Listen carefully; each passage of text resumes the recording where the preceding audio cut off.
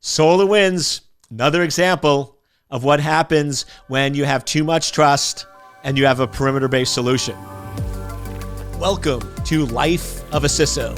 I'm Dr. Eric Cole, your host, and we'll be taking you on a journey each week on what it takes to be a CISO and what are solutions that you can implement today if you are currently a Chief Information Security Officer or if you want to be one in the future. This is Life of a CISO.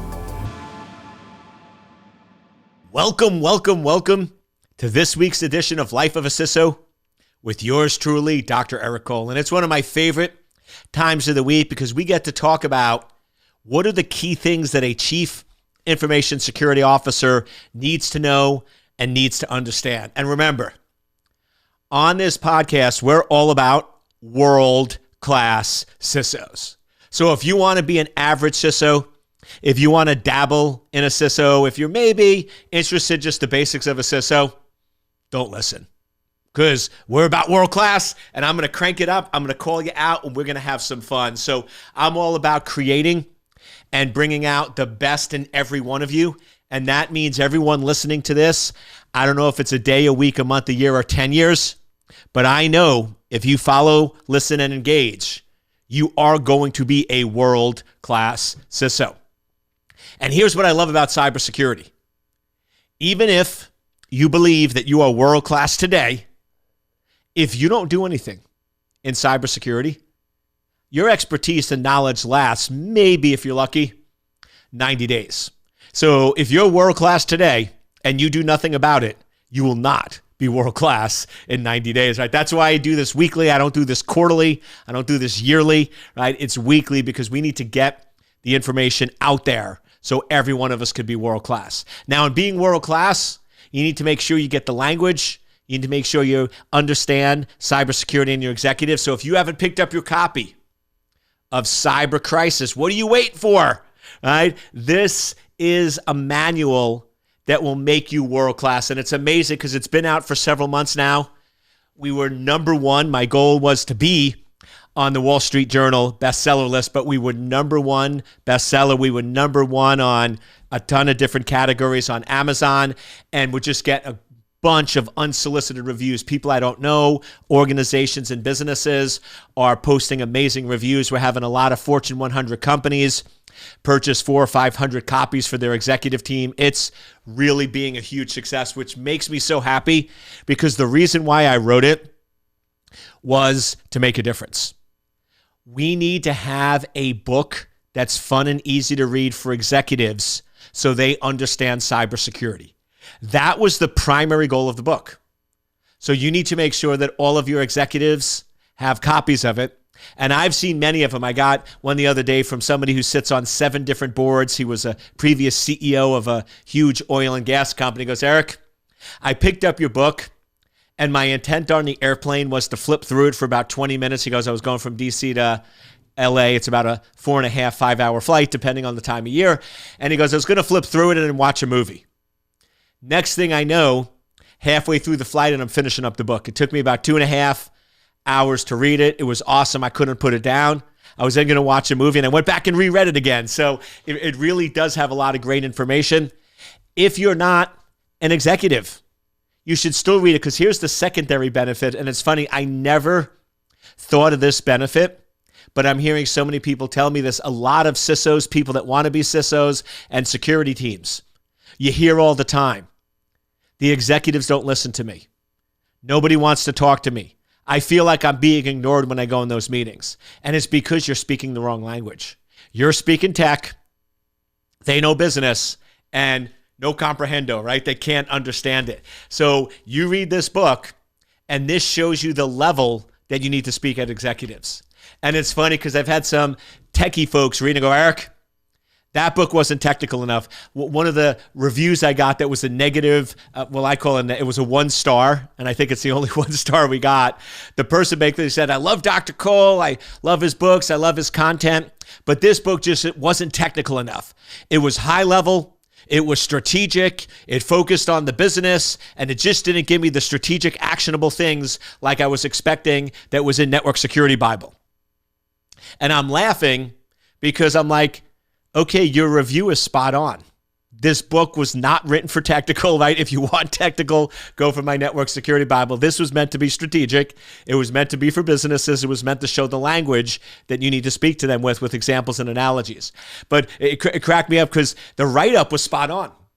But for some reason, I don't know why he gave me a 1 star, because I guess he thought it was a technical book, which it's not. But technical people read this and go, but Eric, it doesn't go into enough depth. It doesn't cover this. It doesn't cover that. Guess what? Executives don't want to hear that. They want to hear high level. They want to hear what could happen, how bad would it be, what would be the cost if it happened, and what would be the cost to fix it. So this book is also a great level set to show you the high level language that you need to speak to and present with executives at. What I like to do on this show, every show sort of has a theme and focus area, is I really want to go into a term that I see being used a lot in cybersecurity. And I love cybersecurity because we love coming up with cool terms. We love coming up with these terms that everybody uses, everyone puts in proposals, everyone says, but nobody really knows what the definition is. And what I'm going to cover today is zero trust. And I know I've had many episodes on it, but I saw it just pop up again this week. I had a bunch of folks talking about on a panel I was on. Yeah, you got to do zero trust. Zero trust is the solution. That's how, blah, blah, blah, blah. And these were techie people. And I went in and said, hey, can you do me a favor? Can you just define for the audience what zero trust is? Now, you would have thought I cursed them out, or you would have thought I asked them to solve a quadratic equation on the fly, because they looked at me and they're like, Eric, come on, man. Everybody knows what zero trust is. I'm like, no. I said, could you just give a definition for the audience? I think a lot of people would really appreciate knowing what zero trust is. And they just sort of went around. And then after you do virtual webinars and panel discussion and things like that, usually everyone stays on the line. And we end the recording, we end the live broadcast, and they were like, man, Eric, you were so cruel. That was so... I'm like, what? I was asking a definition of a term that you were using. And how sad is it that none of you could answer what zero trust was? Yeah, that didn't help, right? Then they just hung up on me at that point. They're like, we don't like Eric. And I wasn't trying to be difficult, right? But I do this too. I ask people to define cybersecurity, right? We love to utilize terms, but nobody really knows what the definition is. You see zero trust all over the place. Before I did this podcast, I always loved doing my research. So I went into Google and I put in zero trust into Google. And of course you get all these hits. And none of these papers or anything else actually gave a definition of zero trust. It just assumed that people know what it is. And that's why we struggle with it. So without further ado, zero trust is a mindset, an architecture, a technology, and that's where it gets confusing because it can be used at different levels. But zero trust is all about designing and building a network so every entity is independent and doesn't trust or rely on information from any other entity. So what we're talking about with zero trust is you can really do it at 4 different levels. You can do zero trust at a server level. You can do zero trust at an application level. You could do zero trust at a user level. You can do zero trust at a data level. Just 4 examples. I'm sure we could come up with a lot more. But the idea is we want to go in and build and design our network in such a way that if any entity, any server, any application, any data record, or any user gets compromised, it cannot negatively impact any other entities on that network.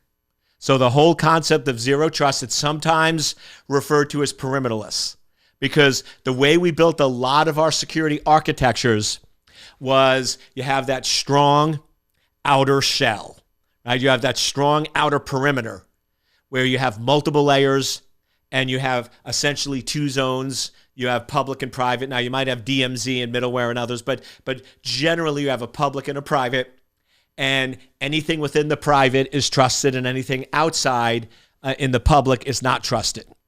Well, the problem with that model is it is proven that entities will get compromised, systems will get compromised. So if we now have that where anyone within a anyone within a private network is trusted, our security model is going to fall apart pretty quickly. Just want to take a quick break. I hope you're enjoying the show.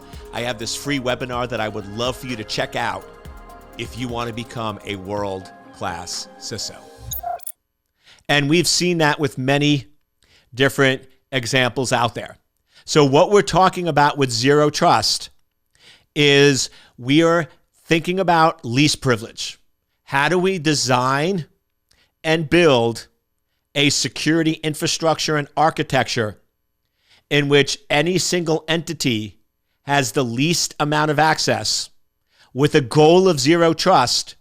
If any entity gets compromised, it's self-contained and controlled. It cannot negatively impact any other component on that network. So now if we're talking about a server, if a server gets compromised, it cannot negatively impact any other server. It's contained and controlled. If an application gets compromised, it cannot go in and negatively impact any other application on the system. If a user or user account gets compromised, it cannot negatively impact any other system, server, or application on the network. So it's essentially least privilege, least privilege, least privilege, plus, plus, plus. All right, so when we're talking about zero trust, you can still have multi-layers of defense. You can still have firewalls, perimeters, and everything else. But the concept behind zero trust is any entity, system, server is independent. And whether you're on a private network or a trusted network, it doesn't matter. Every system is self-contained and controlled. So if one system gets compromised, it cannot compromise any other system on the network. So a zero trust test, which is really good, is based on your current architecture. If one server got compromised, how many other servers would get compromised? How much damage would occur on your network? So what we're really doing from a network architectural standpoint with zero trust is stopping and preventing lateral movement. We're really stopping that. So if somebody gets into one system or server, they can't pivot. Because the general attack vector today is you break into a system, a server, an application, and you set up a pivot point. And then from there, you pivot. You then break into another system, another system, and another system, and that's called lateral movement. And you eventually get to your back-end data where you can then compromise all of your data. So in a zero trust architecture, when somebody breaks into one system, they're in one system only. There's no pivoting. There's no lateral movement. If they break into a database and they get one record, they get one record. They can't get any other records, any other information, or any other data. Now, zero trust, I was joking, we've been doing zero trust before there was a term zero trust, right? Because that's how you always wanted to build your network. This idea that you'd have hundreds or even thousands of computers behind a firewall on a private network, that essentially once somebody got past that perimeter or that firewall and got onto one system in the private network, they could spread rapidly across the network. And if you want to look at the impact of not having zero trust, if you want to go back a little historical, you had the Target breach. Target breach is a perfect example of a perimeter-based network that was high trust. Because once an HVAC, heating, ventilation, air conditioning vendor, got onto the trusted network, every point of sale system in every store around the world was all trusted. And once one of those systems got compromised, the attacker basically was able to go through that entire network. So just giving you a sampling of one of the ways you can implement zero trust at a network level is what we started doing to clients, and we did it before, but we got a huge business surge after Target, was we would go into retail organizations because they were all designed that same way, high level of trust, and we would drop a multi-port switch into each store with firewall blades. And then what we did is the stores, so if we look at a store level, the store could send data to headquarters but headquarters couldn't send data in. So essentially, we isolated the store. Because if you understand the retail model of how the networks are, stores do need to send updates, information, and data to the headquarters computers, but it doesn't need to go the other way. It's essentially a one-way communication there. So we now took the entire target infrastructure that was trusted, and we broke it down where now each store was. Now, we didn't stop there. Then we created isolated VLANs with micro-segmentation, so every point of sale system was on a separate, isolated network. So now, even if somebody broke into a store and broke into a point of sale system, which is a register in one store, they only got one register. They couldn't get to any other register, any other systems, or any other store. So that sort of shows you with heavy segmentation how we can start to achieve zero trust at a network level. And then, of course, those that don't learn from the past are forced to repeat it. So more recently, we had SolarWinds. SolarWinds, another example of what happens when you have too much trust and you have a perimeter-based solution. SolarWinds, as you know, was a vendor that needed some access to corporate networks or government networks or organizational networks, not all. But because of the model a lot of these entities had, they basically put the SolarWinds system on the private network and trusted it. So that system had access to all of the other servers, all of the other systems, and all of the other data. Now, here's always the interesting thing when we start getting into implementing zero trust. It doesn't hurt the business because it's taking away access that's not needed. Right? Once again, these are core principles. I've been teaching this since early 2000, right? These are the core principles of zero trust is figure out the access an entity needs, give it the least amount of access it needs to do its job. And if you're not sure if it needs access, don't give it to it, right? Control, minimize access. But we always want to give more access.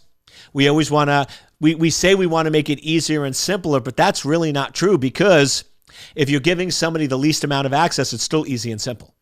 We're giving somebody the least amount of access it needs to do its job, so we're not hurting anything.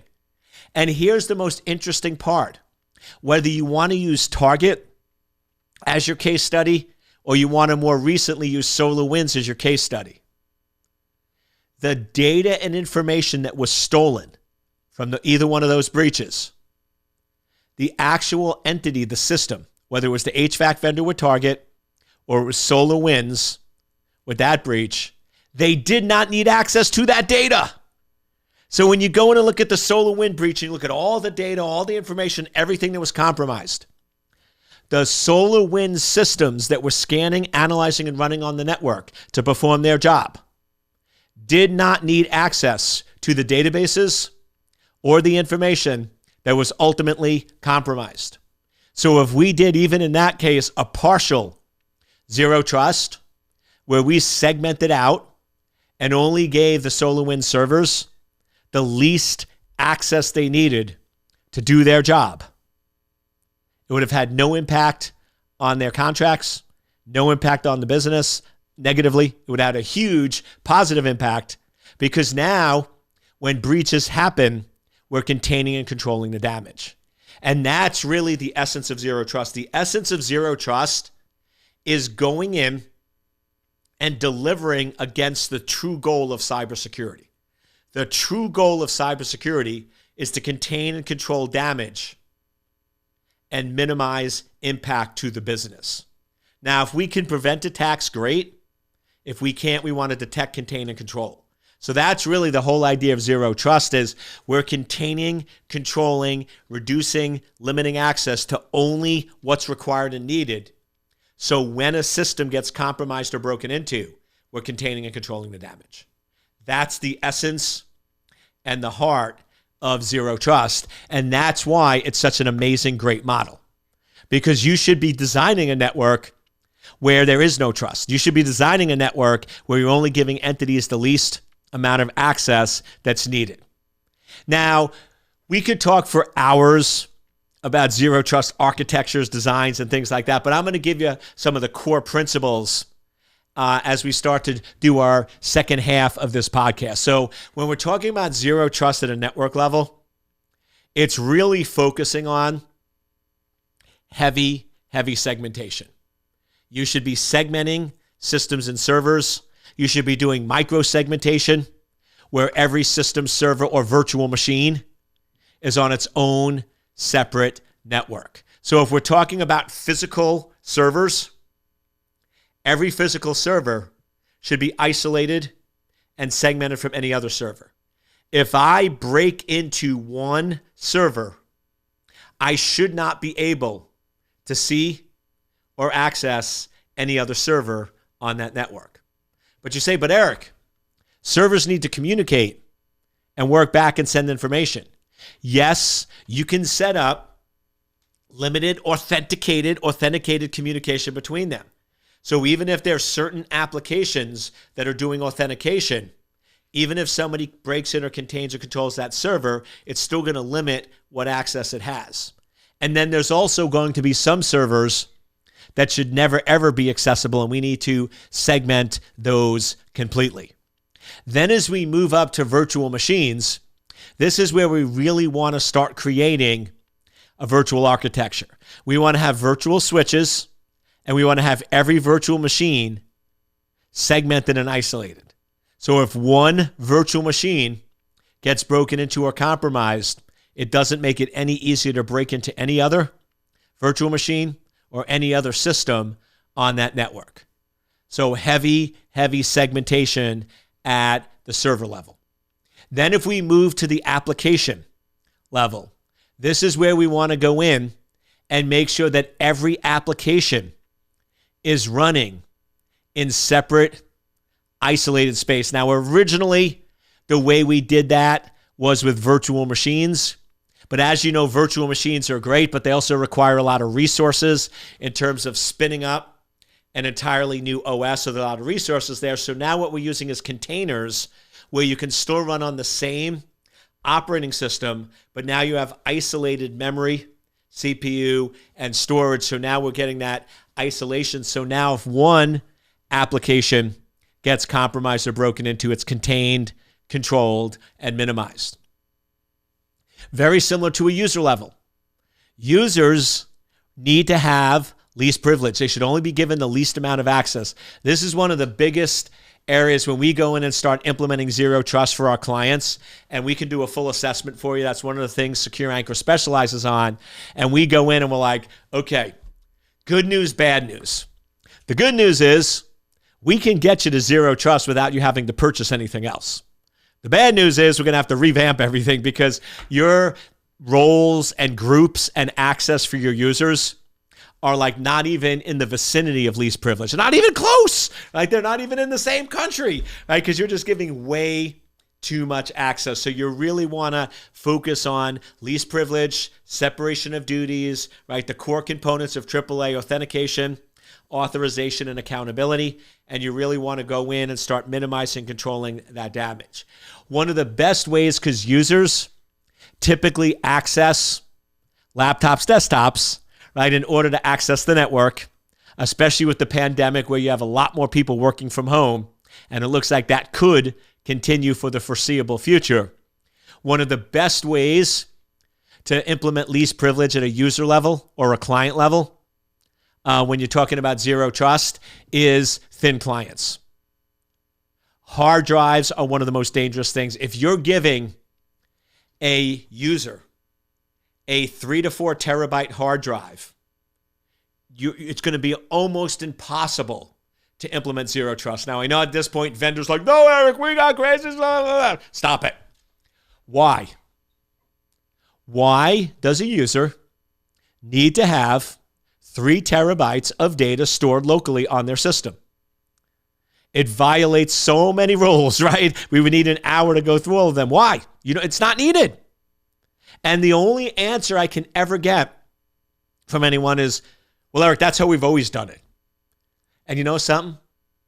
That's about the worst reason or excuse I've ever heard. Well, we've always been stupid, so let's keep being stupid. Right? Come on. Right? So you really want to go in when you're talking about the user and the client is thin client, thin client, thin client. Your data needs to be stored in the cloud. You have strict authentication tiers where you verify and validate. You're limiting and controlling access. When they need data, they authenticate and take the data. When they're done, they put it back, but nothing's stored locally. If you look at the amount of compromises and breaches that happen because you have 3 to 4 terabytes of data and information stored locally, where you're at the complete mercy of the individual and user, you're not going to be able to get to a robust zero trust architecture. You got to limit and control the information. And then we get to the last segment, which is data and data storage. And this comes down to really good key management. Right now, today, for many regulatory purposes, a lot of data is encrypted.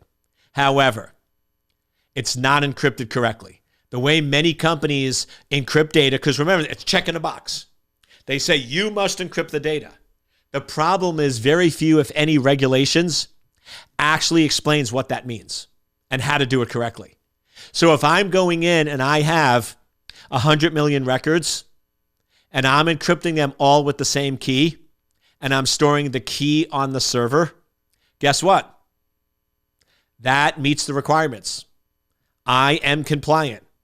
But if an attacker breaks in, finds the plain text key on the server, they can now decrypt 100 million records. So what we're really talking about is implementing and designing proper cryptographic solutions. And it's simple. Not necessarily simple to do, but it's simple. And here's the rule. Every record is encrypted with a separate key. And those keys are always stored on a separate server and never leave the server. So if you do those simple rules of every record is encrypted with a separate key. So now if somebody gets one key, they get one record. And the keys are all stored on a separate system and they never leave the server. Now it's very, very difficult for the attacker to get access to those systems. So I just want to spend some time, because I know I've talked about zero trust and others and realize we've never really defined it, but it's all about controlling limited access. So if an entity, and I call entity a network, a server, an application, a user, a data store, if it gets compromised, it's contained and controlled. It's contained and controlled, and it cannot spread to other systems, other networks.